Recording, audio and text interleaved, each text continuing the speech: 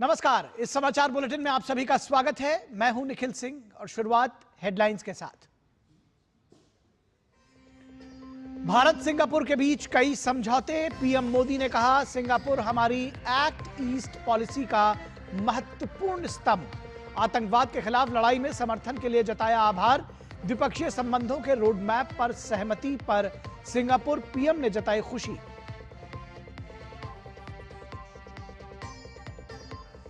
प्रधानमंत्री नरेंद्र मोदी की मां के अपमान के विरोध में बुलाए गए बिहार बंद को जनता का अपार समर्थन। इमरजेंसी सेवाओं में नहीं पड़ी बाधा। बयान के विरोध में दिल्ली में भी भाजपा का प्रदर्शन।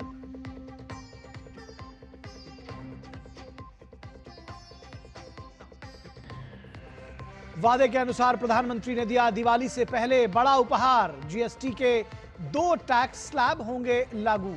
भाजपा अध्यक्ष जेपी नड्डा ने कहा, यह सुधार नागरिकों के जीवन को बेहतर बनाने के साथ साथ देश को आर्थिक शक्ति करेंगे प्रदान।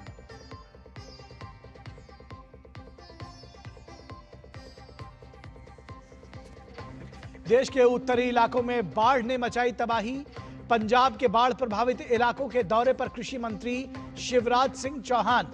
दिल्ली में लगातार खतरे के निशान से ऊपर यमुना। पुराना लोहा ब्रिज बंद। सुरक्षित स्थानों पर भेजे गए लोग।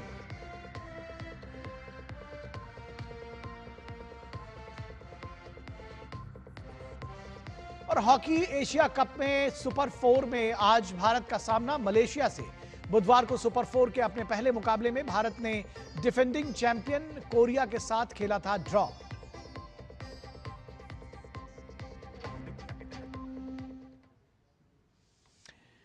तो सबसे पहले बात होगी सिंगापुर और भारत के बीच के तमाम समझौतों की। भारत और सिंगापुर के बीच डिजिटल नवाचार, हरित परिवहन, नागरिक उड्डयन, कौशल विकास एवं उद्यमिता और स्पेस टेक्नोलॉजी को लेकर 5 समझौतों पर हस्ताक्षर हुए। प्रधानमंत्री नरेंद्र मोदी और सिंगापुर के प्रधानमंत्री लॉरेंस वोंग के बीच प्रतिनिधिमंडल स्तर की वार्ता हुई। वार्ता के दौरान दोनों देशों के बीच व्यापक रणनीतिक साझेदारी के तहत 1 साल के भीतर संबंधों में आई गति पर चर्चा की गई। भारत सिंगापुर राजनीतिक संबंधों की 60वीं वर्षगांठ के मौके पर दोनों नेताओं ने आपसी साझेदारी के भविष्य के लिए एक विस्तृत रूपरेखा पर सहमति जताई। अपनी पार्टनरशिप के भविष्य के लिए एक डिटेल्ड रोडमैप तैयार किया है। हमारा सहयोग केवल पारंपरिक क्षेत्रों तक सीमित नहीं रहेगा। बदलते समय के अनुरूप advance manufacturing, green shipping, skilling, civil nuclear और अर्बन वाटर मैनेजमेंट जैसे क्षेत्र भी हमारे सहयोग के केंद्र बिंदु बनेंगे। हमने निर्णय लिया है कि आपसी व्यापार को गति देने के लिए द्विपक्षीय कॉम्प्रिहेंसिव इकोनॉमिक कोऑपरेशन एग्रीमेंट और आसियान के हमारे फ्री ट्रेड एग्रीमेंट का समयबद्ध तरीके से रिव्यू किया जाएगा।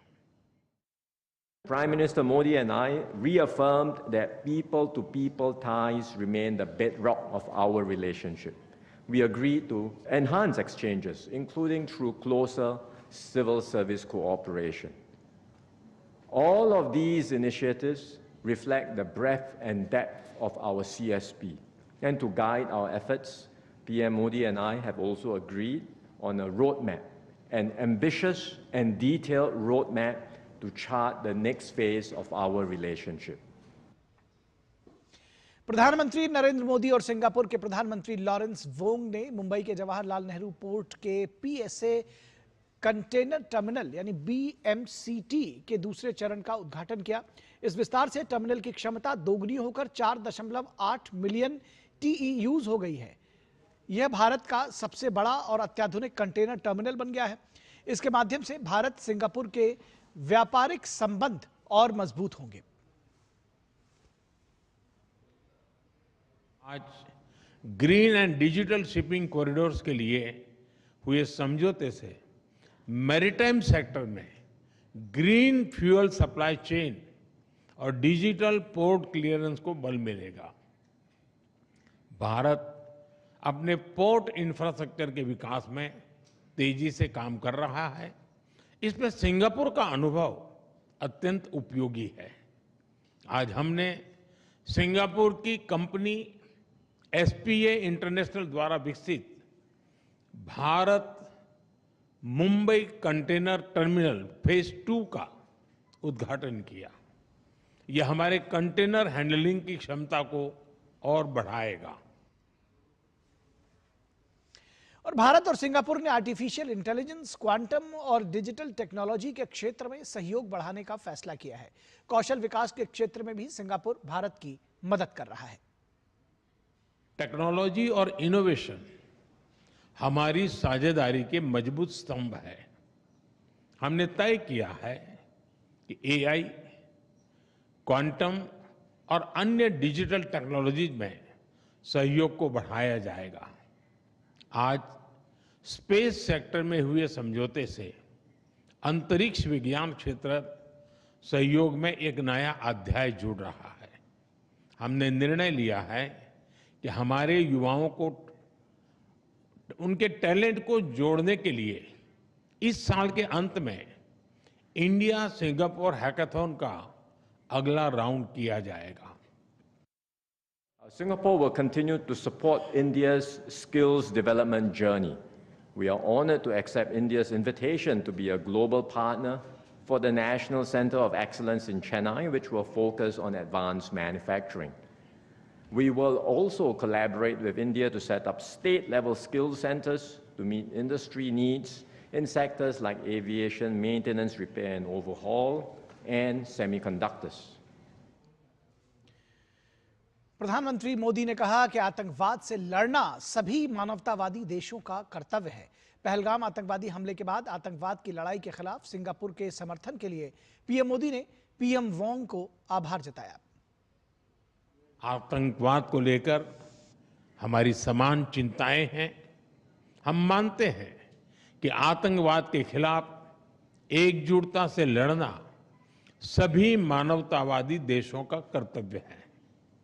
पहलगाम में हुए आतंकवादी हमले के बाद भारत के लोगों के प्रति संवेदना और आतंकवाद के खिलाफ हमारी लड़ाई में समर्थन के लिए मैं प्रधानमंत्री वोंग और सिंगापुर सरकार का आभार व्यक्त करता हूं। नई दिल्ली में प्रधानमंत्री नरेंद्र मोदी और सिंगापुर के प्रधानमंत्री लॉरेंस वोंग के बीच हुई अहम विदेश मंत्रालय के इस बैठक पर विदेश मंत्रालय के सचिव पूर्व पी कुमारन ने विशेष जानकारी दी।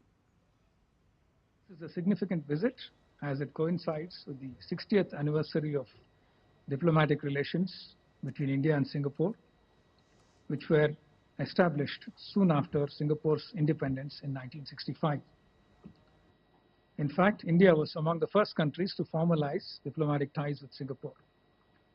The visit is also special as it marks a year of Prime Minister Modi's successful visit to Singapore on 4-5 September 2024. Prime Minister Wong is accompanied by his spouse, Mrs. Wong, and a high-level delegation comprising 3 ministers and senior officials. On his arrival in Delhi, Prime Minister Wong visited Rajghat, where he paid his respects to Mahatma Gandhi. और विदेश मंत्रालय के सचिव पूर्व P Kumaran ने कहा कि दोनों देशों के बीच कई महत्वपूर्ण क्षेत्रों में 5 समझौता ज्ञापनों पर हस्ताक्षर हुए हैं। इनमें हरित और डिजिटल शिपिंग कॉरिडोर पर सहयोग, अंतरिक्ष क्षेत्र में सहयोग को बढ़ावा देने पर सहमति बनी है।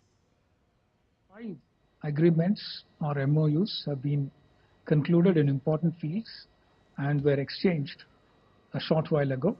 These include cooperation on a green and digital shipping corridor, promoting collaboration in the space sector, cooperation in training and R&D in the field of civil aviation, cooperation on digital asset innovation, and establishment of a national center of excellence for skilling in advanced manufacturing in Chennai. दोनों नेताओं ने व्यापक रणनीतिक साझेदारी के लिए एक road map अपनाया जो दोनों देशों के द्विपक्षीय संबंधों की मजबूती को दिखाता है। इसके साथ ही यह विकास को नई दिशा और गति प्रदान करता है।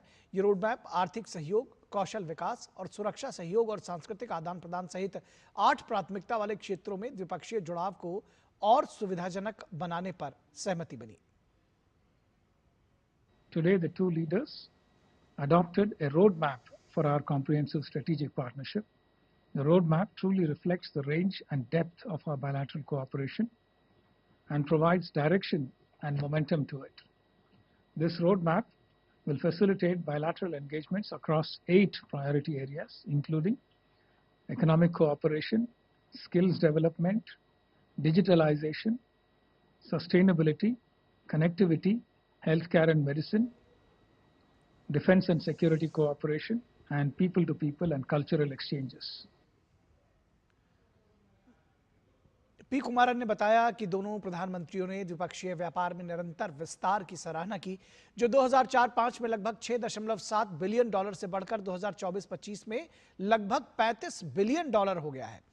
इस बात पर दोनों नेता सहमत हुए कि दोनों पक्षों को भारत सिंगापुर CECA और आसियान भारत व्यापार और वस्तु समझौते की अगली समीक्षा पर काम करना चाहिए।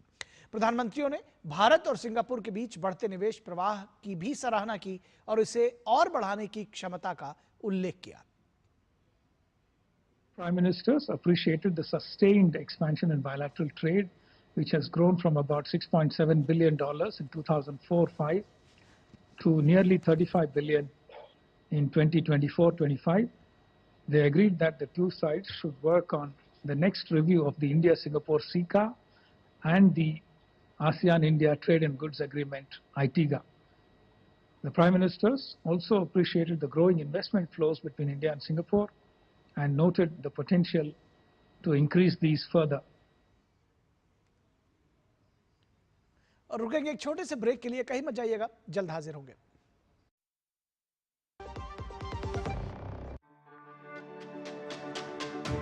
मेरी पसंद, मेरी पसंद, मेरी पसंद, मेरी पसंद,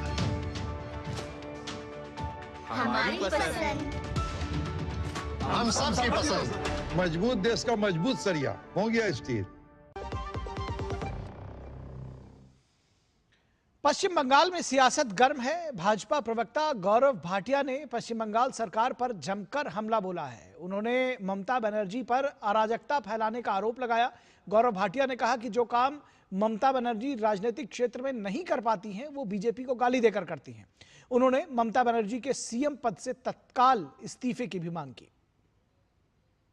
आज ये कहना गलत नहीं होगा, जिसे संविधान की रक्षा करनी थी, जिसको मर्यादा का पालन करना था, वो मुख्यमंत्री ममता बनर्जी आज गुंडों के लिए, मवालियों के लिए एक आदर्श बन के रह गई। केंद्रीय शिक्षा मंत्री धर्मेंद्र प्रधान ने नई दिल्ली में आज इंडिया रैंकिंग्स 2025 जारी किया। इस साल रैंकिंग्स में 7,000 से अधिक संस्थानों ने हिस्सा लिया, जबकि 17 विभिन्न श्रेणियों में रैंकिंग जारी की गई। संस्थानों की ओवरऑल रैंकिंग में IIT मद्रास लगातार 7वें वर्ष शीर्ष स्थान पर काबिज है, जबकि सर्वश्रेष्ठ कॉलेजों की सूची में दिल्ली के कॉलेजों का दबदबा कायम रहा। गुरुवार को नई दिल्ली में जारी इंडिया रैंकिंग्स 2025 में IIT मद्रास ने अपना दबदबा बरकरार रखा है। उच्च शिक्षण संस्थानों की ओवरऑल रैंकिंग में IIT मद्रास लगातार 7वें साल शीर्ष स्थान पर काबिज रहा, जबकि Indian Institute of Science Bengaluru दूसरे और IIT बॉम्बे तीसरे नंबर पर रहा। यूनिवर्सिटी कैटेगरी में Indian Institute of Science Bengaluru पहले, नई दिल्ली स्थित जवाहरलाल नेहरू यूनिवर्सिटी दूसरे और Manipal academy of higher education Manipal तीसरे नंबर पर रहा। इंजीनियरिंग कैटेगरी में भी IIT मद्रास ने लगातार 10वें साल शीर्ष रैंकिंग हासिल की, जबकि इस श्रेणी में IIT दिल्ली दूसरे और IIT बॉम्बे तीसरे नंबर पर रहा। वहीं मैनेजमेंट कैटेगरी में IIM अहमदाबाद पहले, IIM बेंगलुरु दूसरे और IIM कोझिकोड तीसरे नंबर पर रहा। सर्वश्रेष्ठ कॉलेज की कैटेगरी में राजधानी दिल्ली के कॉलेजों का दबदबा रहा। हिंदू कॉलेज पहले, मिरांडा हाउस दूसरे और हंसराज कॉलेज तीसरे नंबर पर रहा। स्टेट पब्लिक यूनिवर्सिटी की कैटेगरी में कोलकाता स्थित जादवपुर यूनिवर्सिटी पहले, अन्ना यूनिवर्सिटी चेन्नई दूसरे और पंजाब यूनिवर्सिटी चंडीगढ़ तीसरे नंबर पर रही। भारत की उच्च शिक्षण संस्थानों में जो इंस्टीट्यूशंस 17 कैटेगरी में अच्छे कर रहे हैं, उनको आज हमने सम्मानित किया भारत की पूंजी, भारत की उच्च शिक्षा की ताकत है। भारत की राष्ट्रीय आवश्यकता को लेके भारत की इंस्टीट्यूशंस, हायर एजुकेशन इंस्टीट्यूशन उसमें काम कर रहे हैं। उनकी धीरे धीरे इनोवेशन से भारत की आवश्यकता पूरा हो, भारत की आत्मनिर्भरता बढ़े, भारत में स्वदेशी चीज़ों की निर्माण हो। इसीलिए भारत की एजुकेशन इंस्टीट्यूशंस की बहुत रोल है और आने वाले दिनों में और आगे बढ़ेगी। मेडिकल कैटेगरी में नई दिल्ली स्थित एम्स पहले, PGIMER चंडीगढ़ दूसरे और CMC वेल्लोर तीसरे नंबर पर रहा। रिसर्च संस्थानों की कैटेगरी में Indian Institute of Science Bengaluru पहले, IIT मद्रास दूसरे और IIT दिल्ली तीसरे नंबर पर रहा।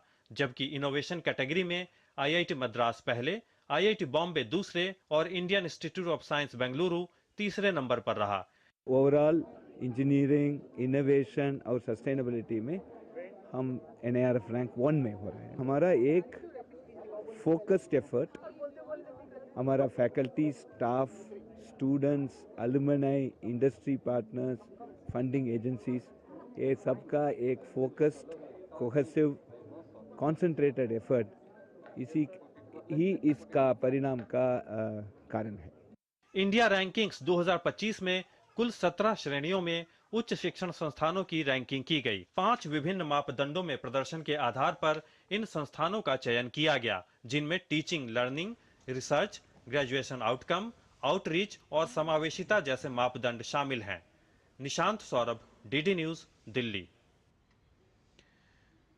यूपीएससी की प्रतिभा सेतु डिजिटल पोर्टल उन अभ्यर्थियों के लिए सुनहरा मौका साबित हो रहा है जो बेहद काबिल हैं, उनकी मेहनत भी किसी से कम नहीं है, लेकिन मामूली अंतर से वो यूपीएससी की अंतिम सूची तक नहीं पहुंच पाते। प्रधानमंत्री नरेंद्र मोदी ने अपने मन की बात कार्यक्रम में यूपीएससी की एक बड़ी पहल का जिक्र किया है। उन्होंने बताया कि अब यूपीएससी परीक्षा देने वाले काबिल लेकिन अंतिम चयन से चूक गए अभ्यर्थियों को भी मिलेगा सुनहरे करियर का एक नया मौका। ये अवसर मिलेगा उन्हें प्रतिभा सेतु डिजिटल प्लेटफॉर्म के जरिए। प्रतिभा सेतु यानी professional resource and talent integration bridge for hiring aspirants UPSC का एक अनोखा डिजिटल मंच है। इसका मकसद है मेहनती लेकिन अंतिम चयन से चूक गए उम्मीदवारों के लिए दूसरा मौका उपलब्ध कराना। यूपीएससी की परीक्षा की एक सच्चाई और भी है। हजारों ऐसे उम्मीदवार भी होते हैं जो बेहद काबिल होते हैं, उनकी मेहनत भी किसी से कम नहीं होती, पर मामूली अंतर से वो अंतिम सूची तक नहीं पहुंच पाते। इन उम्मीदवारों को दूसरी परीक्षाओं के लिए नए सिरे से तैयारी करनी पड़ती है। इसमें उनका समय और पैसा दोनों खर्च होता था। इसलिए अब ऐसे होनहार विद्यार्थियों के लिए भी एक डिजिटल प्लेटफॉर्म बनाया गया है और इसका नाम है प्रतिभा सेतु। इस पहल का मकसद है उन मेधावी उम्मीदवारों को दूसरी अच्छी और बड़ी नौकरी के लिए एक और मौका देना जो यूपीएससी की कठिन परीक्षा की सभी चरणों को पार करने के बावजूद अंतिम मेरिट में नहीं आ सके। ये केंद्र और राज्य सरकारों, सार्वजनिक क्षेत्र और निजी क्षेत्र की कंपनियों को यूपीएससी परीक्षाओं के गैर सिफारिश प्राप्त लेकिन योग्य उम्मीदवारों से जोड़ता है। चयन करने वाले संगठन एक आसान डैशबोर्ड के जरिए उम्मीदवारों के बायोडेटा को देख सकते हैं, उन्हें शॉर्टलिस्ट कर सकते हैं और उनका चयन कर सकते हैं। प्रतिभा सेतु में उन उम्मीदवारों का डेटा रखा गया है जिन्होंने यूपीएससी की अलग अलग परीक्षाओं के सभी चरण पास किए, लेकिन अंतिम मेरिट लिस्ट में उनका नाम नहीं आ पाया। इस पोर्टल पर 10,000 से ज्यादा ऐसे होनहार युवाओं का डेटा बैंक मौजूद है। फिलहाल इस डिजिटल प्लेटफॉर्म पर civil services, engineering services, CDS, medical services, forest services सहित कई यूपीएससी परीक्षाओं के 10,000 से अधिक उम्मीदवारों की प्रोफाइल उपलब्ध है। प्रतिभा सेतु की यह पहल न केवल संस्थाओं को गुणवत्तापूर्ण मानव संसाधन उपलब्ध कराएगी, बल्कि मेहनती और योग्य युवाओं को अपने सपनों की मंजिल तक पहुंचने का पुल भी प्रदान करेगी। Bureau report, DD news. और रुकेंगे एक छोटे से ब्रेक के लिए, कहीं मत जाइएगा, जल्द हाजिर होंगे। जब धरती चीर कर निकलता है लोहे का पत्थर और मिलता है मोंगिया के जोश से, फिर तपता है पिघलता है और बनता है फौलाद। अब होता है सरिया सारी खूबियों के साथ। मोंगिया स्टील, मजबूत देश का मजबूत सरिया। स्वागत है आपका ब्रेक के बाद। दिल्ली बीजेपी के अध्यक्ष वीरेंद्र सचदेवा ने जीएसटी पर के जो दरें घटाई गई हैं उनके स्लैब घटाने और लाइफ और हेल्थ इंश्योरेंस को जीएसटी से हटाने पर प्रधानमंत्री नरेंद्र मोदी सरकार का धन्यवाद किया है। उन्होंने जीएसटी रिफॉर्म को पीएम नरेंद्र मोदी के दूरगामी विजन का भाग बताया। उन्होंने इसे भारतीय उद्योग जगत को बढ़ावा देने वाला और भारत को विश्व की पहली अर्थव्यवस्था बनाने के प्रयास की दिशा में निर्णायक कदम बताया। 15 अगस्त माननीय प्रधानमंत्री जी ने लाल किले की प्राचीर से कहा था कि वो देशवासियों को जीएसटी रिफॉर्म्स में एक बड़ा तोहफा देने वाले हैं, और वो तोहफा अब देश की जनता के सामने है। घरेलू चीजें सस्ती हो गई हैं पहले नवरात्रे से, मेडिकल में बहुत लाभ मिलने वाला है, प्राइमरी शिक्षा में मिलने वाला है, और अनेक ऐसी चीजें जो रोजमर्रा हमारे जीवन पर प्रभाव डालती हैं उस पर जीएसटी की दरों में भारी कटौती की गई। एमएसएमई सेक्टर हो, लघु उद्योग हो, इनको बहुत फायदा मिलने वाला है। और बार बार हम जिस बात को कहते हैं कि भारत एक बहुत बड़ी आर्थिक शक्ति बन रहा है, तो उसके पीछे का कारण है प्रधानमंत्री जी की सोच। और उस आर्थिक गति को तेजी देते हुए इस तरह के जो जीएसटी रिफॉर्म्स किए गए हैं, ये नेक्स्ट जनरेशन के लिए भी और आने वाले भारत के लिए भविष्य, एक सुंदर भविष्य का निर्माण करने वाले हैं। तो आम जनता के साथ साथ व्यापारी वर्ग ने भी इसका स्वागत किया है। और अब बात करेंगे मौसम की और किस तरह से पंजाब में इसका असर हुआ है। भारी बारिश के कारण बाढ़ से जूझ रहे पंजाब के कई जिलों का आज केंद्रीय कृषि मंत्री शिवराज सिंह चौहान ने दौरा किया। केंद्रीय कृषि मंत्री पंजाब के गुरदासपुर में स्थित डेरा बाबा नानक के गांव धर्मकोट पहुंचे और बाढ़ पीड़ित किसानों से मुलाकात की। केंद्रीय मंत्री ने बाढ़ के हालात और फसलों के नुकसान को लेकर चिंता जताई। उन्होंने पंजाब के किसानों को आश्वस्त किया कि इस मुश्किल घड़ी में केंद्र सरकार उनके साथ खड़ी है। किसानों से मुलाकात के दौरान केंद्रीय मंत्री ने उन्हें हर संभव मदद का भरोसा भी दिया। इस दौरान उनके साथ बीजेपी नेता तरुण चुग, सांसद रवनीत सिंह बिट्टू और सुनील कुमार जाखड़ भी मौजूद रहे। इससे पहले आज ही उन्होंने अमृतसर जिले में बाढ़ प्रभावित इलाकों का दौरा भी किया था।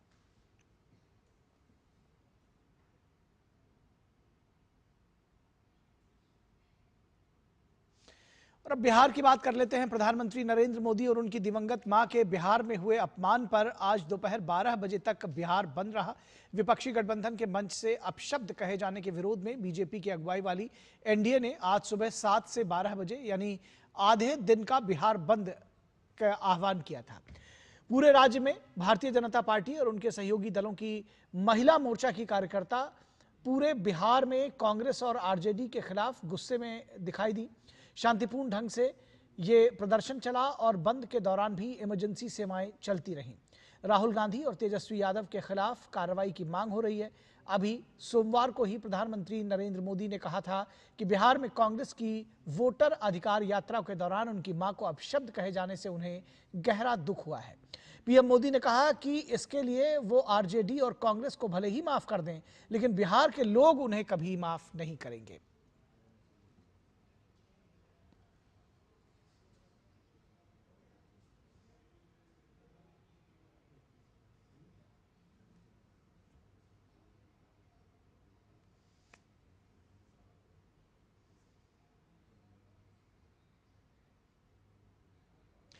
तो ये तस्वीरें आप देख सकते हैं किस तरह से बिहार बंद का असर रहा।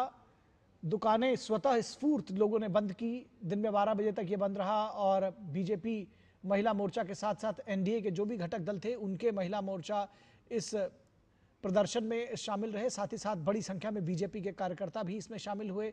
तमाम आम जन भी इस प्रदर्शन में शामिल हुए। ये तस्वीरें आप देख रहे हैं किस तरह से दुकानें लगातार बंद रहीं दिन में 12 बजे तक।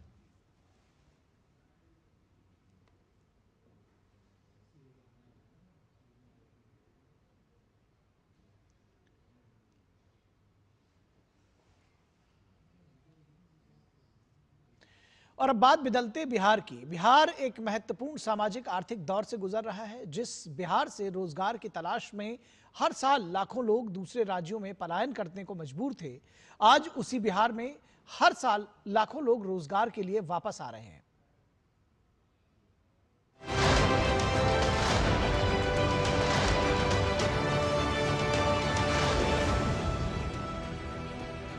बिहार में तीव्र गति से हो रहे इंडस्ट्रियलाइजेशन ने रोजगार की असीम संभावनाओं को राज्य में जन्म दिया है। अब यहाँ पलायन शब्द की जगह रिवर्स माइग्रेशन ने ले लिया है। तो आइए देखते हैं रिवर्स माइग्रेशन की कहानी कामगारों की जुबानी। कभी बिहार की पहचान पलायन से होती थी। अपने ही घर से दूर रोजगार की तलाश में अपनों से बिछड़ना यही किस्मत समझ ली गई थी। लेकिन अब तस्वीर बदल रही है। मखाना बॉन्ड से लेकर नए नए उद्योगों तक बिहार में रोजगार के नए द्वार खुल रहे हैं। आइए सुनते हैं बिहार के युवाओं से बिहार बदलाव की कहानियां। पहले नोएडा उत्तर प्रदेश में काम करते थे। जैसे कि पहले वहां से हमें दूर जाना पड़ता था कामों के लिए, अब हमारे बिहार में ही काम एवं रोजगार मिल चुका है और हम यहीं पे सुखी संपन्न कर रहे हैं। जैसे कि वहाँ पे हमें बहुत दिक्कत होती थी, परेशानी आने जाने की, वो हमें अब खत्म हो चुकी है। और इससे पहले मैं एक्सपोर्ट कंपनी में ही दिल्ली में काम करता था। वहाँ पे बहुत परेशानियाँ होती थी, जो रूम लेकर रहने पे बहुत तरह की परेशानियाँ होती थी। जैसे खुद से सारे काम करना, प्लस में ड्यूटी जाना, गाड़ी घोड़ा की सब परेशानियाँ होती थी। आने जाने में बहुत दिक्कत होती थी हम लोगों को। तो यहाँ पे भी मैं मुजफ्फरपुर का ही रहने वाला हूँ। तो मुजफ्फरपुर में कंपनी है तो हम लोग बहुत अच्छी सुविधा है कि हम लोग घर के पास ही ड्यूटी करते हैं और हमें अच्छा लगता है। मैं वैशाली जिले से हूँ। पहले नोएडा में रहते थे, काम करते थे। अब अपने स्टेट बिहार में काम कर रहे हैं। वो पहले था कि हम फैमिली से दूर रहते थे, अब ये है कि फैमिली के अपने पास रहते, फैमिली के साथ रहते हैं अपने बिहार में ही। और बिहार में हमारे रोजगार मिला है। मैं इससे पहले गुड़गांव में काम करते थे, 7D में सेक्टर 18 उद्योग बिहार में गुड़गांव में काम कर रहे थे। वहाँ से अच्छी सुविधा यहाँ मिल रहा है हमारे बिहार राज्य में, और फैसिलिटी भी अच्छी है और घर जाने आने में भी सुविधा अच्छा हो रहा है। हमें वहाँ से 1000 किलोमीटर दूरी में रहते थे, यहाँ आकर के मुझे अच्छा सुविधा मिल रहा है सब कुछ, और काम भी अच्छा से करवाया जा रहा है। काम भी अच्छे से हम लोग कर रहे हैं, शांतिपूर्वक से अपना काम करके जा रहे हैं। पेमेंट टाइम से आ जाती है, 7 से पहले आ जाती है पेमेंट। तो आपने देखा रिवर्स माइग्रेशन की कहानी कामगारों की जुबानी। कल फिर हम एक नई कहानी के साथ आपके सामने हाजिर होंगे। तब तक देखते रहिए DD न्यूज़।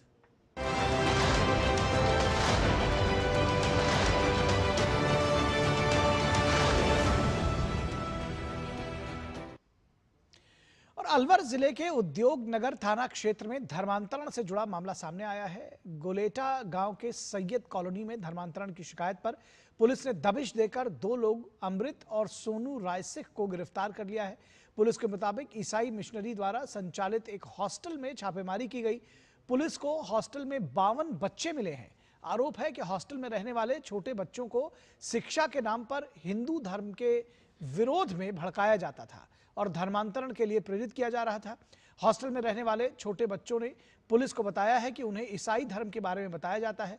अलवर के SP सुधीर चौधरी ने बताया है कि दोनों आरोपी हिंदू और सिख धर्म के देवी देवताओं के बारे में गलत व्याख्या करते हुए ईसाई धर्म को अच्छा बता रहे थे। और आइए अब आपको दिखाते हैं राष्ट्रीय पुरस्कार विजेता शिक्षकों के साथ प्रधानमंत्री नरेंद्र मोदी का संवाद।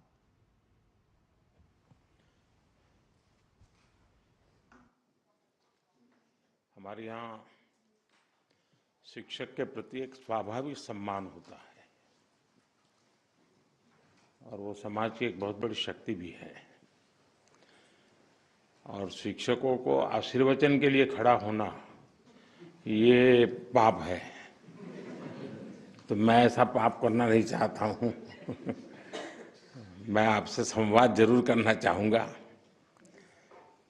मेरे लिए बहुत अच्छा ये एक्सपीरियंस था कि आप सबको, वैसे तो सबको मुझे, क्योंकि आपके हर एक की एक स्टोरी होगी, हर एक के अपना जीवन में, क्योंकि उसके बिना यहाँ तक पहुँचे नहीं होंगे। देखिए उतना समय निकालना मुश्किल होता, लेकिन जितना भी मुझे आप सबसे कुछ जानने का अवसर मिला वो बहुत ही प्रेरक है और मैं इसके लिए आप सबको बहुत बहुत बधाई देता हूं। देखिए, राष्ट्रीय पुरस्कार पाना अपने आप में कोई अंत नहीं है।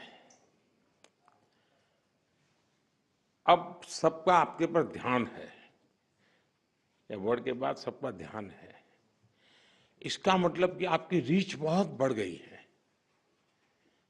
पहले जो आपका इन्फ्लुएंस का एरिया होगा या कमांड एरिया होगा, वो अब इस अवार्ड के बाद बहुत बढ़ सकता है। मैं मानता हूं कि शुरुआत यहां से होती है, मौका ले लेना चाहिए। आपके पास जो हैं, जितना ज्यादा परोस सकते हैं परोसना चाहिए। और मैं मानता हूं आपका सेटिस्फेक्शन लेवल बढ़ता ही जाएगा, तो उस दिशा में प्रयास करना चाहिए। इस पुरस्कार के लिए आपका चयन आपके परिश्रम, आपकी निरंतर साधना का एक प्रकार से प्रमाण है, तभी तो ये सब संभव होता है। और एक शिक्षक सिर्फ वर्तमान नहीं होता है, बल्कि देश की भावी पीढ़ी को भी वो गढ़ता है, वो भविष्य को निखारता है। और मैं समझता हूं कि ये भी देश सेवा की श्रेणी में किसी भी प्रकार से किसी की भी देश सेवा से कम नहीं है।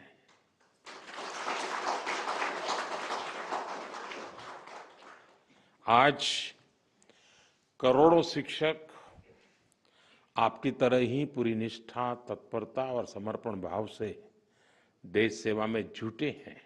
सबको यहां आने तक का अवसर नहीं मिलता है। हो सकता है बहुत लोगों ने प्रयास भी नहीं किया होगा, कुछ लोगों ने नोटिस भी नहीं किया होगा, और ऐसी क्षमता वाले बहुत लोग होंगे जी, बहुत लोग होंगे। और इसलिए उन सबके सामूहिक प्रयासों का परिणाम है कि राष्ट्र निरंतर उन्नति करता है। नई नई पीढ़ी तैयार होती है जो राष्ट्र के लिए जीती है, और उसमें सबका योगदान होता है। साथियों, हमारा देश हमेशा से गुरु शिष्य परंपरा का उपासक रहा है। भारत में गुरु को केवल ज्ञान देने वाला नहीं, बल्कि जीवन का मार्गदर्शक माना गया है। मैं कभी कभी कहता हूं, मां जन्म देती है, गुरु जीवन देता है। आज जब हम विकसित भारत के निर्माण का लक्ष्य लेकर चल रहे हैं, तब ये गुरु शिष्य परंपरा भी हमारी एक बहुत बड़ी ताकत है। आप जैसे शिक्षक इस श्रेष्ठ परंपरा के प्रतीक है। आप नई पीढ़ी को सिर्फ अक्षर ज्ञान ही नहीं, बल्कि राष्ट्र के लिए जीने की सीख भी दे रहे हैं। आपके मन में कहीं ना कहीं भाव रहता है कि जिस बच्चे के लिए मैं समय खपा रहा हूं, हो सकता है वो देश के लिए कहीं काम आ जाए। और इस सारे पुरुषार्थ के लिए मैं आप सबका अभिनंदन करता हूं। साथियों, शिक्षक एक मजबूत देश, एक सशक्त समाज की बुनियाद होते हैं। शिक्षक पाठ्यक्रम में सिलेबस, समय के अनुकूल बदलाव, इन सारी बातों को समझते भी हैं। कालबाह्य चीजों से वो मुक्ति चाहते हैं,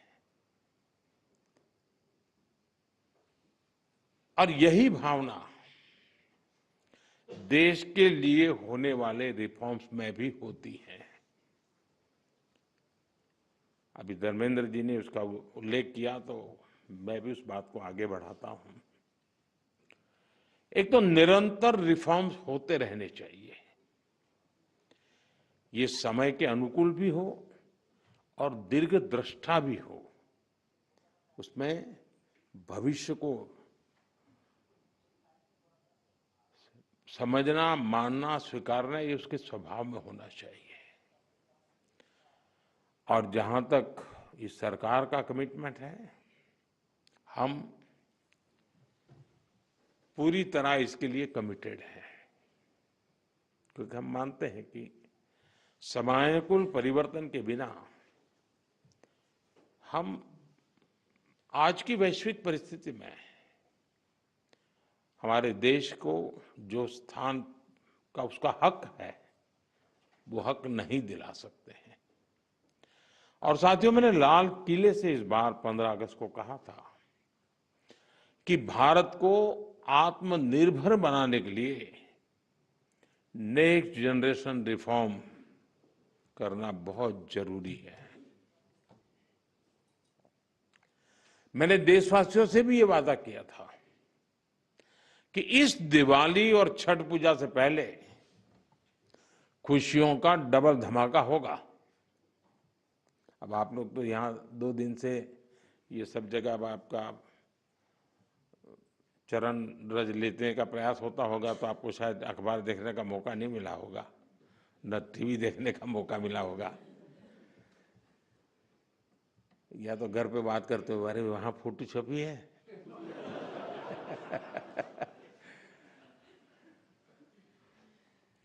खैर, जिस भावना को लेकर के हम चल रहे हैं, उसी भावना पर चलते हुए कल भारत सरकार ने राज्यों के साथ मिलकर के एक बहुत बड़ा निर्णय किया है, और बहुत महत्वपूर्ण निर्णय है। अब जीएसटी और भी ज्यादा सिंपल हो गया है, सरल हो गया है।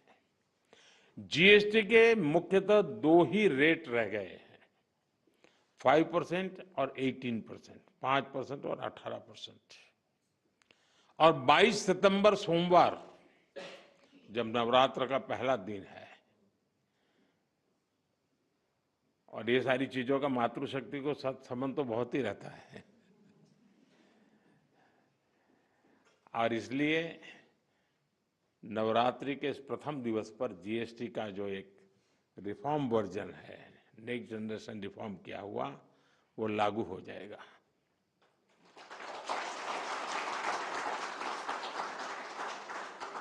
यानी नवरात्रि से ही देश के करोड़ों परिवार की जो जरूरतें हैं, वो और अधिक सस्ती मिलनी शुरू हो जाएगी। इस बार धनतेरस की रौनक भी और ज्यादा रहेगी, क्योंकि दर्जनों चीजों पर टैक्स अब बहुत ही कम हो गया है। साथियों, 8 वर्ष पहले जब जीएसटी लागू हुआ, तो कई दशकों का सपना साकार हुआ था। कि ये चर्चा कोई मोदी प्रधानमंत्री बना उसके बाद नहीं हुई, उसके पहले भी हो रही थी। काम नहीं होता था, चर्चा होती थी। ये आजाद भारत के सबसे बड़े आर्थिक सुधारों में से एक था।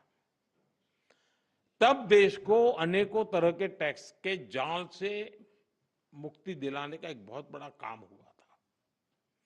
अब 21वीं सदी में आगे बढ़ते भारत में जीएसटी में भी नेक्स्ट जनरेशन रिफॉर्म की आवश्यकता थी, और उसको किया गया है। मीडिया के कुछ साथी इसको जीएसटी 2.0 के रूप में कह रहे हैं, लेकिन असल में ये देश के लिए सपोर्ट और ग्रोथ की डबल डोज है। डबल डोज यानी एक तरफ देश के सामान्य परिवार की बचत, और दूसरी तरफ देश की अर्थव्यवस्था को नई मजबूती। नए जीएसटी रिफॉर्म से देश के हर परिवार को बहुत बड़ा फायदा होगा।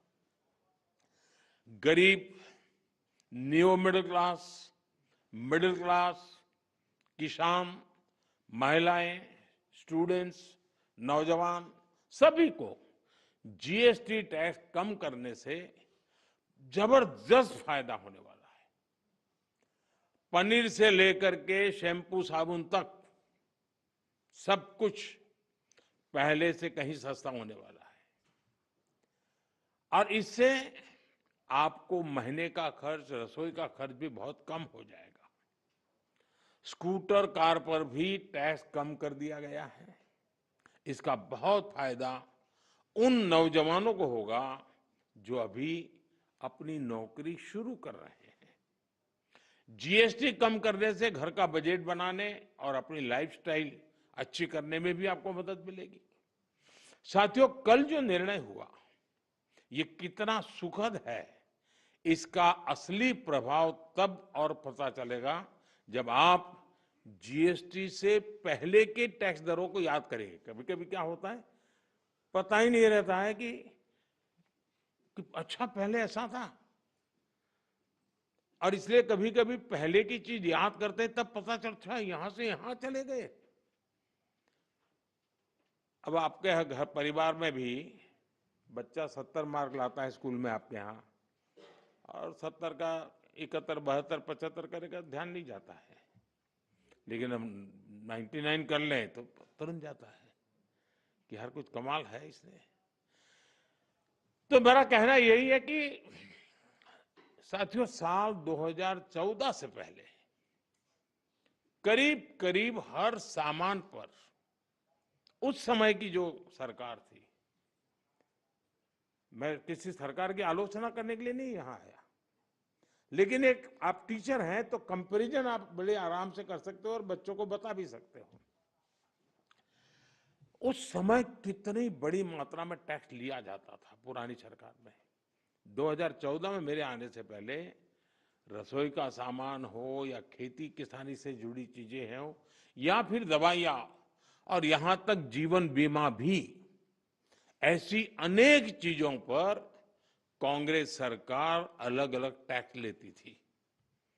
अगर वही दौर होता, अगर आज आप 2014 के हिसाब से होते तो आपको 100 रुपया की अगर चीज कोई खरीदते हैं तो 20-25 रुपया टैक्स का देना पड़ता है, अगर उस समय का हिसाब लगाए तो। लेकिन अब आपने मुझे सेवा का मौका दिया है। भाजपा सरकार में, एनडीए सरकार में हमारा जोर इस बात का है कि बचत कैसे ज्यादा से ज्यादा हो, परिवारों का खर्चा कम कैसे हो, और इसलिए अब जीएसटी में इतनी ज्यादा कटौती कर दी गई है। साथियों, कांग्रेस की सरकार ने कैसे आपका मंथली बजट बढ़ाया हुआ था ये कोई भूल नहीं सकता है।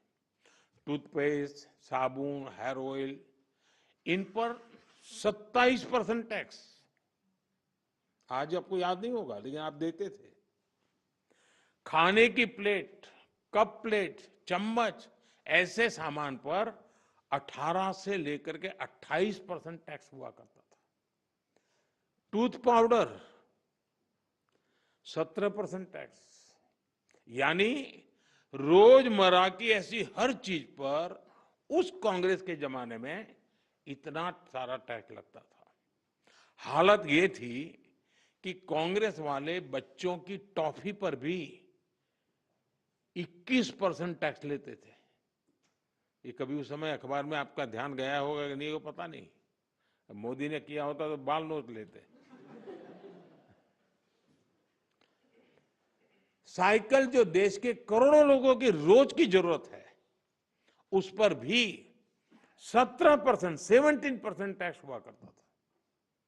सिलाई मशीन लाखों लाख माताओं बहनों के लिए स्वाभिमान और स्वरोजगार का एक जरिया है, यंत्र है, इस पर 16% टैक्स होता था। मिडिल क्लास के लिए घूमना फिरना तक कांग्रेस ने बहुत मुश्किल कर दिया था। कांग्रेस राज में होटल के कमरे की बुकिंग पर 14% टैक्स, और उसके ऊपर कई राज्यों में लग्जरी टैक्स लगता था, वो अलग। अब ऐसे हर सामान और सर्विस पर सिर्फ और सिर्फ 5% टैक्स लगा करेगा। अब आपको ध्यान में आता है कि 5% में क्या, वरना कोई तो लिखेगा ओह अभी भी मोदी 5% लेता है।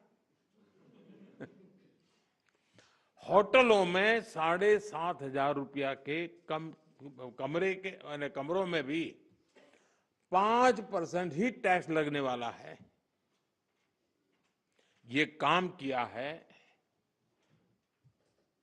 आपने काम करने वाली सरकार चुनी, वैसी भाजपा एनडीए सरकार ने किया है। साथियों, पहले अक्सर ये शिकायत रहती थी कि भारत में इलाज बहुत महंगा था, छोटे छोटे टेस्ट तक गरीब और मिडिल क्लास की पहुंच से बाहर होता था। कारण ये था कि कांग्रेस सरकार डायग्नोस्टिक किट जो पर होती है उस पर 16% टैक्स लेती थी। हमारी सरकार ने ऐसे हर सामान पर टैक्स को सिर्फ 5% कर दिया है। साथियों, कांग्रेस के राज में घर बनाना बहुत ही महंगा काम था। क्यों? क्योंकि सीमेंट पर कांग्रेस सरकार 29% टैक्स वसूलती थी। जैसे तैसे घर बना भी लिया तो एसी और टीवी या पंखा कुछ भी लाना है वो भी महंगा हो जाता था, क्योंकि कांग्रेस सरकार ऐसे सामानों पर 31% टैक्स वसूलती थी, 31%। अब हमारी सरकार ने ऐसे हर सामान पर टैक्स को 18% कर दिया, करीब करीब आधा कर दिया है। साथियों, कांग्रेस राज में किसान भी बहुत दुखी थे। 2014 से पहले किसान की खेती लागत अधिक थी और लाभ बहुत कम था। कारण यह था कि खेती किसानी के सामान पर भी कांग्रेस सरकार बहुत अधिक टैक्स वसूलती थी। ट्रैक्टर हो या सिंचाई के उपकरण हो, हाथ के औजार हो, पंपिंग सेट्स हो, ऐसे उपकरणों पर 12 से 14% तक टैक्स लिया जाता था। अब ऐसे अनेक सामानों पर जीएसटी 0 या 5% कर दिया गया है। साथियों, विकसित भारत का एक और स्तंभ है हमारी युवा शक्ति। हमारे नौजवानों को ज्यादा रोजगार मिले, जो छोटे मोटे बिजनेस में हैं उनको आसानी हो, ये भी सुनिश्चित किया गया है। हमारे जो ऐसे सेक्टर हैं जिसमें सबसे ज्यादा लेबर लगती है, उनको जीएसटी की कम दरों से बहुत बड़ा सहारा मिलने वाला है। टेक्सटाइल हो, हैंडीक्राफ्ट हो, लेदर हो, इसमें काम करने वाले साथी, इस बिजनेस से जुड़े साथियों को बड़ी मदद मिली है। इसके साथ साथ कपड़ों और जूतों की कीमतों में भी बहुत कमी आने वाली है। हमारे स्टार्टअप्स, एमएसएमई, छोटे व्यापारी, कारोबारियों के लिए टैक्स तो कम हुआ ही है, साथ ही कुछ प्रक्रियाओं को भी सरल किया गया है। इससे उनकी सहूलियत और बढ़ेगी। साथियों, नौजवानों को एक और फायदा फिटनेस के सेक्टर में भी होने वाला है। जिम, सैलून, योगा जैसी सर्विसेज पर टैक्स कम किया गया है। यानी हमारा नौजवान फिट भी होगा और हिट भी होगा। और मैं आपको याद दिला दूं, सरकार आपकी फिटनेस के लिए इतना कुछ कर रही है, तो एक बात मैं बार बार कहता हूं, अब तो ऐसे लोग हैं डेली 200 लोगों से बात करते हैं आप लोग। आप लोगों को मेरी बात जरूर बताइए कि मोटापा हमारे देश के लिए बहुत चिंता का विषय है, इसलिए खाने का तेल 10% कम करने से शुरुआत करें। मोहम्मद जी, आप मेरा एम्बेसडर बन जाइए।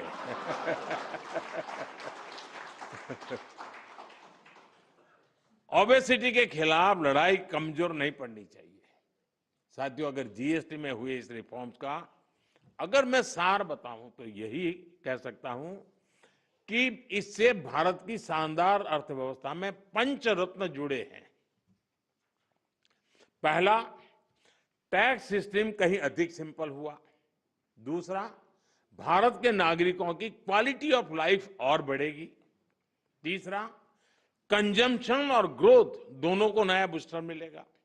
और चौथा, ईज ऑफ डूइंग बिजनेस से निवेश और नौकरी को बल मिलेगा। और पांचवा, विकसित भारत के लिए कोऑपरेटिव फेडरलिज्म यानी राज्यों और केंद्र की साझेदारी और मजबूत होगी। साथियों, नागरिक देवो भव ये हमारा मंत्र है। इस वर्ष सिर्फ जीएसटी में ही कमी नहीं की गई, इनकम टैक्स में भी बहुत कम किया गया है। 12 लाख रुपए तक की इनकम पर टैक्स को 0 किया गया है। आजकल तो आप आईटीआर फाइल कर रहे हैं, तब इस फैसले का सुखद एहसास और भी अधिक होता है कि नहीं, यानी इनकम में भी बचत और खर्च में भी बचत।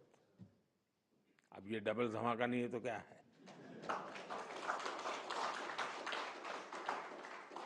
साथियों, आजकल महंगाई की दर भी बहुत निचले स्तर पर है, नियंत्रण में है।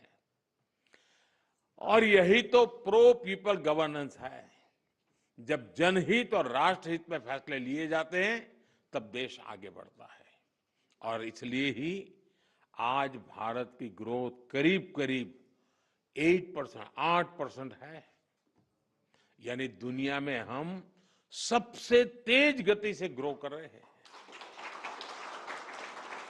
ये 140 करोड़ भारतीयों का सामर्थ्य है, 140 करोड़ भारतीयों का संकल्प है। और मैं आज देशवासियों को फिर कहूंगा, भारत को आत्मनिर्भर बनाने के लिए रिफॉर्म्स का ये जो सिलसिला चलता रहेगा वो रुकने वाला नहीं है। साथियों, भारत के लिए आत्मनिर्भरता ये कोई नारा नहीं है। इस दिशा में ठोस प्रयास हो रहे हैं। मेरी आप सभी से, देश के सभी शिक्षकों से भी अपेक्षा है कि आत्मनिर्भर भारत के महत्व का बीजारोपण, इस विचार की सीडिंग निरंतर हर विद्यार्थी में करते रहें। आप ही हैं जो बच्चों को बहुत सरलता से उनकी अपनी भाषा और बोली में भारत के आत्मनिर्भर होने के महत्व को समझा सकते हैं। और आपकी बात वो मानता भी है। आप उन्हें बता सकते हैं कि दूसरों पर निर्भर रहने से देश कभी उतनी तेजी से आगे नहीं बढ़ सकता जितना उसका सामर्थ्य होता है। साथियों, भारत के आज के विद्यार्थियों और आने वाली पीढ़ियों में एक सवाल शुरू से ही प्रचारित और प्रसारित किए जाने की जरूरत है। ये हमारा कर्तव्य है जी। मैं चाहता हूं असेंबली में भी इसकी चर्चा हो। कभी कभी तो एक प्रयोग करके देखिए आप। कभी हमें पता ही नहीं होता है कि हमारे घर में विदेशी चीजें कैसे घुस गई है, पता ही नहीं है। इरादा नहीं है कि मुझे विदेशी चाहिए, लेकिन पता ही नहीं है। बच्चे परिवार में बैठ करके एक सूची बनाएं कि सुबह उठने से दूसरे दिन सुबह तक उपयोग में आने वाली कितनी चीजें विदेशी हैं। उसे पता ही नहीं है। हेयरपिन भी विदेशी आ गई है, कंघा भी विदेशी आ गया है, पता ही नहीं उसको। जागरूकता आएगी तो कहेगा अरे यार भाई, मेरे देश को क्या मिलेगा। और इसलिए मैं मानता हूं कि आप पूरी नई पीढ़ी को आंदोलित कर सकते हैं। जो काम महात्मा गांधी जी ने किसी समय हमारे लिए छोड़ा है, अब पूरा करने का सौभाग्य हमें मिला है। और मैं चाहता हूं कि हम लोगों ने करना चाहिए। और मैं बच्चों के सामने हमेशा एक बात उनको प्रेरित करते हुए कहता रहूं, मैं ऐसा क्या करूं जिससे मेरे देश की किसी न किसी आवश्यकता की पूर्ति हो। ये चीज है मेरे देश में नहीं है। नहीं, मैं करूंगा, मैं कोशिश करूंगा, मैं मेरे देश में लाऊंगा। अब आप कल्पना कीजिए, हमारे देश में आज भी 1 लाख करोड़ रुपया का खाने का तेल बाहर से लाना पड़ता है। खाने का तेल। हम कृषि प्रधान देश हैं। या तो हमारी लाइफस्टाइल, या हमारी आवश्यकताएं, या हमारी मजबूरियां। तो ऐसी बहुत सी चीजें हैं। देश को आत्मनिर्भर बनाना ही पड़ेगा। अब 1 लाख करोड़ रुपया बाहर जाता है, वो यहीं रहता तो कितने स्कूल के बिल्डिंग बन जाते, कितने बच्चों की जिंदगी बन जाती। और इसलिए आत्मनिर्भर भारत की बात को हमने अपना जीवन मंत्र बनाना पड़ेगा और हमने नई पीढ़ी को उसके लिए प्रेरित करना पड़ेगा। और देश की आवश्यकता के साथ खुद को जोड़ना चाहिए। ये बहुत जरूरी है। ये देश ही है जो हमें कहां से कहां पहुंचाता है। ये देश ही है जो हमें इतना कुछ देता है। इसलिए हम देश को क्या दे सकते हैं, देश की किस जरूरत को पूरा कर सकते हैं, ये हर विद्यार्थी के मन में, हमारी नई पीढ़ी के मन में जरूर रहना चाहिए। साथियों, आज भारत के स्टूडेंट्स में इनोवेशन के प्रति, साइंस और टेक्नोलॉजी के प्रति नया रुझान पैदा हुआ है। इसमें बहुत बड़ी भूमिका चंद्रयान की सफलता ने निभाई है। चंद्रयान ने देश के बच्चों को साइंटिस्ट बनने के लिए, इनोवेटर बनने के लिए प्रेरित किया। अभी हमने हाल ही में देखा, स्पेस मिशन से लौटे ग्रुप कैप्टन शुभांशु शुक्ला जब अपने स्कूल पहुंचे तो कैसे पूरा वातावरण बदल चुका। शुभांशु की इस उपलब्धि में उनके शिक्षकों का योगदान जरूर रहता है, तभी तो होता है। यानी शिक्षक नौजवानों को सिर्फ पढ़ाते ही नहीं है, उन्हें गढ़ते हैं, एक दिशा दिखाते हैं। साथियों, आपके इस प्रयास को अब अटल इनोवेशन मिशन और अटल टिंकरिंग लैब से भी मदद मिल रही है। अब तक देश में 10,000 अटल टिंकरिंग लैब बन चुकी हैं। देश ने 50,000 नई अटल टिंकरिंग लैब्स को बनाने का निर्णय लिया है। इस पर भी तेजी से काम चल रहा है। इन लैब्स में भारत के नौजवान पीढ़ी को इनोवेशन का हर मौका मिले, ये आप सभी शिक्षकों के प्रयासों से ही होने वाला है। साथियों, एक तरफ हमारी सरकार इनोवेशन पर युवाओं को डिजिटल एम्पावर करने पर बल दे रही है, दूसरी तरफ डिजिटल दुनिया के जो दुष्प्रभाव है उनसे भी हमारी नई पीढ़ी को, हमारे स्कूल के बच्चों को, हमारे स्टूडेंट्स को, हमारे परिवार के बच्चों को, हमें उनको बचाना होगा। उनकी हेल्थ और प्रोडक्टिविटी बढ़ाने पर भी बल देना ये हम सबका सामूहिक कर्तव्य है। आपने अभी देखा होगा कि अभी पार्लियामेंट का जब सत्र चल रहा था तो हमने ऑनलाइन गेमिंग से जुड़ा एक कानून बनाया है। अब ये सब शिक्षकों को पता होना चाहिए। गेमिंग एंड गैम्बलिंग, दुर्भाग्य ऐसा है कि कहते तो गेमिंग है लेकिन हो जाता है जुआ। और इसलिए सरकार ने, और बहुत बड़ा निर्णय है ये, बड़ी बड़ी ताकतें वो कभी नहीं चाहती थी कि ऐसा कानून आए और देश में गैम्बलिंग पर प्रतिबंध आ जाए। लेकिन आज एक ऐसी सरकार है जिसमें पॉलिटिकल विल है और जिसके दिल में देश के उज्जवल भविष्य की चिंता है, बच्चों के भविष्य की चिंता है। और इसलिए हमने ऐसे किसी भी दबाव की परवाह किए बिना, किसको क्या लगेगा, किसको क्या नहीं लगेगा, इसकी परवाह किए बिना गेमिंग के संबंध में, ऑनलाइन गेम्स के संबंध में कानून लाए हैं। ऐसे अनेक ऑनलाइन गेम्स थे जिनसे हमारे स्टूडेंट्स प्रभावित हो रहे थे। पैसों के खेल चलते थे, ज्यादा कमाने के इरादे से लोग पैसे डालते थे। कुछ जगह से तो मुझे रिपोर्ट मिलते थी, परिवार में महिलाएं, मोबाइल फोन तो सबके पास है, वो भी दिन में सब लोग घर से चले गए, फिर क्या करे तो वो भी खेल लेती थी। आत्महत्या की घटनाएं मिलती थी, कर्जदार बन जाते थे। यानी बहुत बड़ा, यानी परिवारों के परिवार तबाह हो गए, आर्थिक नुकसान हो रहा था। और ये बीमारी ऐसी है कि नशे की तरह लत लग जाती है। ये गेम्स ऐसी चीजें होती है और पैसे लूटने वाले तो आपको टैप कर ही लेते, फंसा देते हैं। और ऐसा कंटेंट भी बढ़िया बढ़िया लाते हैं कि कोई भी फंस जाता है उसमें। और सब परिवारों के लिए चिंता का विषय बन गया था। और इसलिए मैं कहता हूं कि ये जो कानून बना है वो कानून अपनी जगह पे है, लेकिन बच्चों को जागरूक करना ये बहुत आवश्यक है। लेकिन माता पिता शिकायत कर सकते हैं, परिस्थिति सुधार नहीं सकते क्योंकि तनाव का वातावरण बन जाता है, लेकिन टीचर उसमें बहुत बड़ा रोल कर सकता है।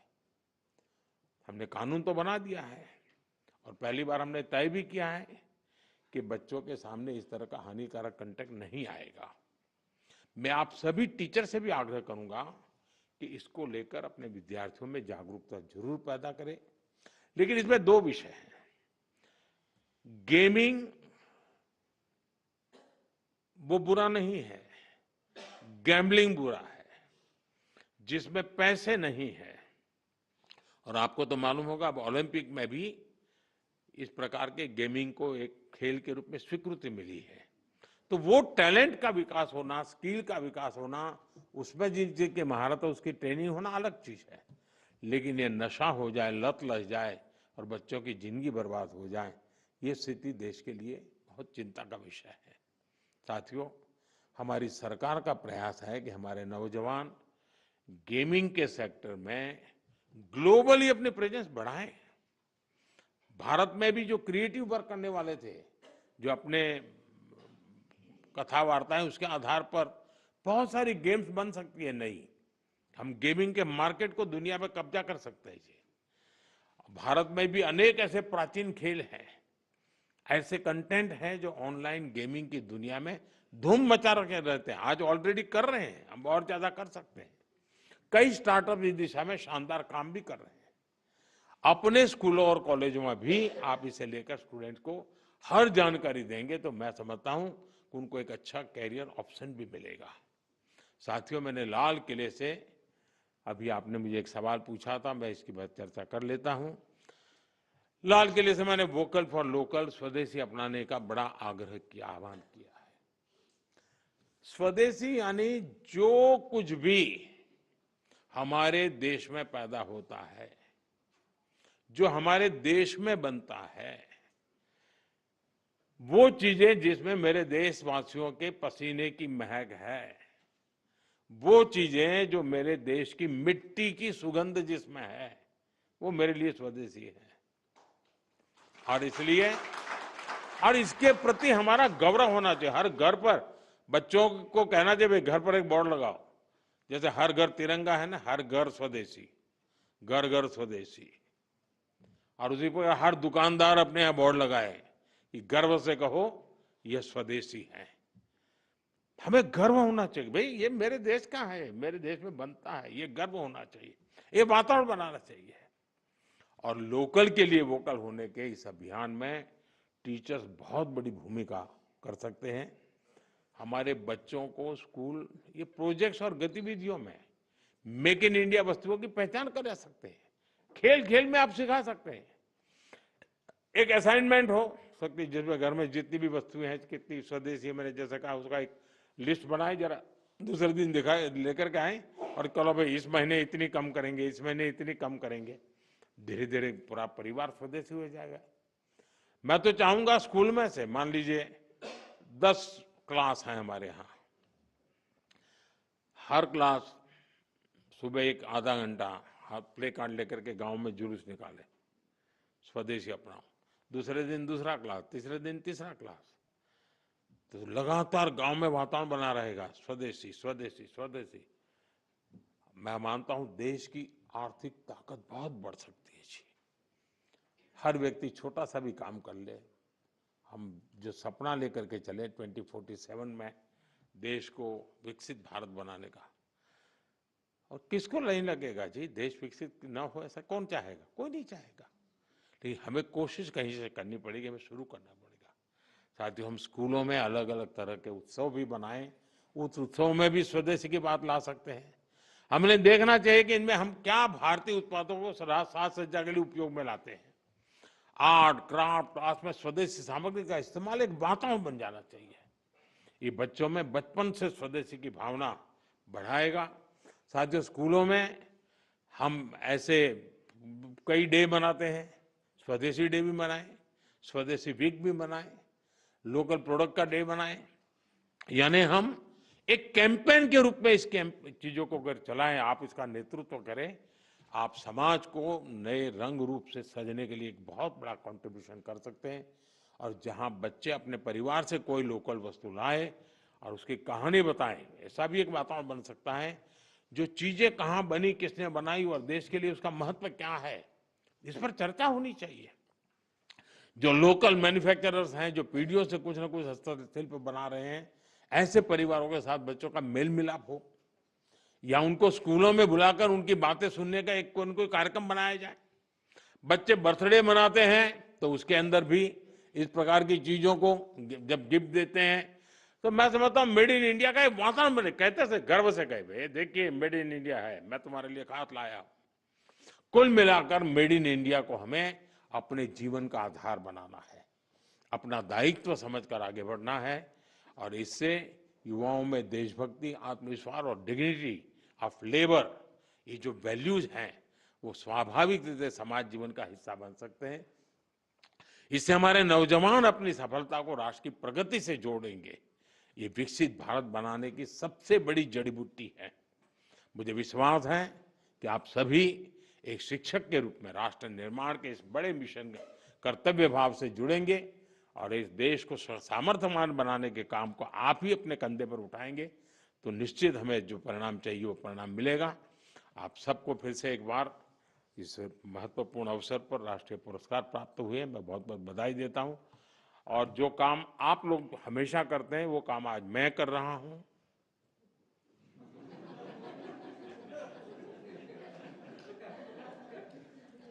आप लोग काम करते हैं होमवर्क देने का, तो आज होमवर्क मैंने दिया है। मुझे पूरा विश्वास है कि आप उसको पूरा करेंगे। बहुत बहुत धन्यवाद।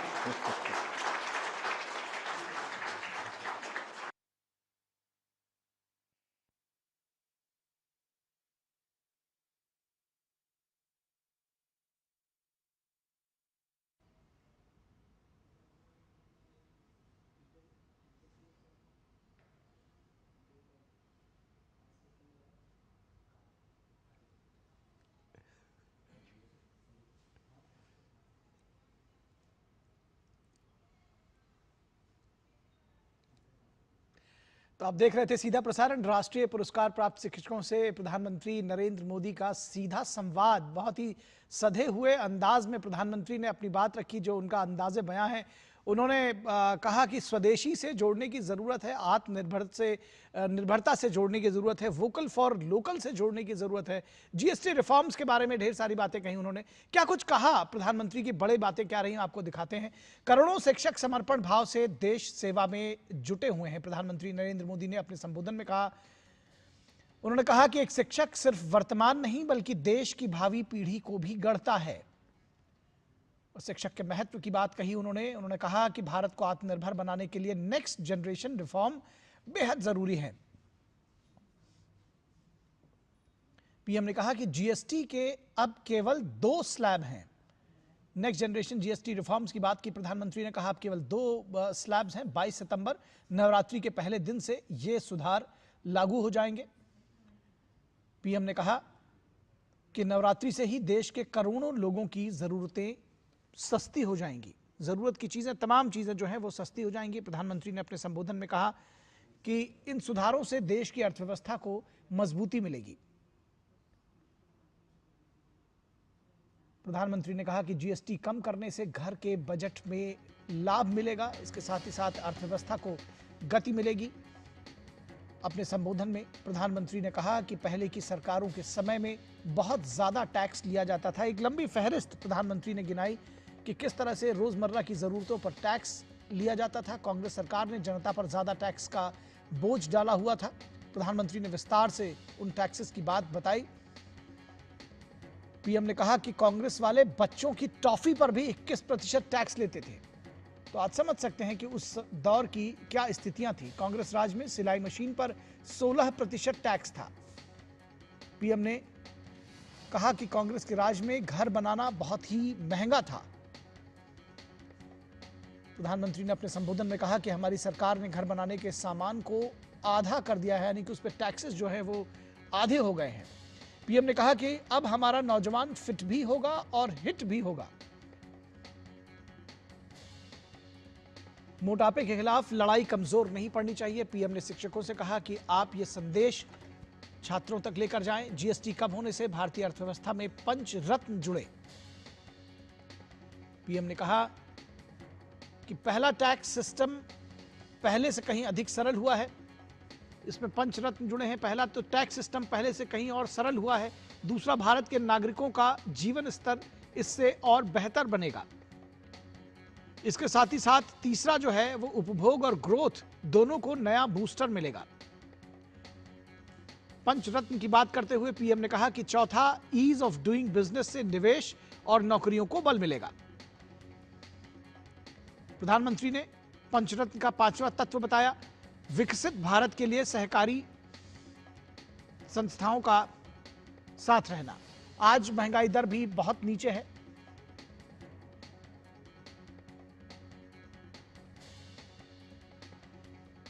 आज भारत की ग्रोथ करीब 8% है। दुनिया में सबसे तेज गति से हम विकास कर रहे हैं। पीएम ने आर्थिक गति की भी बात कही। प्रधानमंत्री ने कहा कि आत्मनिर्भर भारत के मंत्र को जीवन का मंत्र बनाना होगा।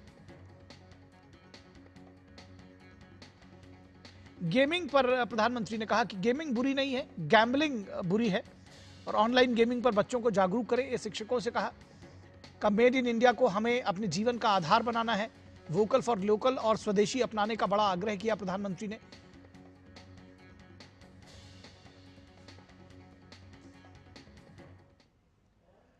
तो प्रधानमंत्री ने तमाम बातें कही कि जो शिक्षक, जो राष्ट्रीय पुरस्कार प्राप्त शिक्षक थे, उनसे कहा कि आज मैं आप लोगों को होमवर्क दे रहा हूं। ये तमाम जो तत्व बताए हैं, ये दरअसल नई पीढ़ी में जो छात्र हैं उन तक आप लेकर जाएं, उनको जागरूक करें, उनको बताएं कि आत्मनिर्भरता उनके जीवन का अंग होना चाहिए, किस तरह से फिट रहना उनके जीवन का अंग होना चाहिए। और तमाम बातें जो प्रधानमंत्री ने कहा, उन्होंने कहा कि ये बात छात्रों तक प्रसारित होनी चाहिए। तो इस समाचार बुलेटिन में बस इतना ही। हमारी पूरी टीम को दीजिए इजाजत। नमस्कार।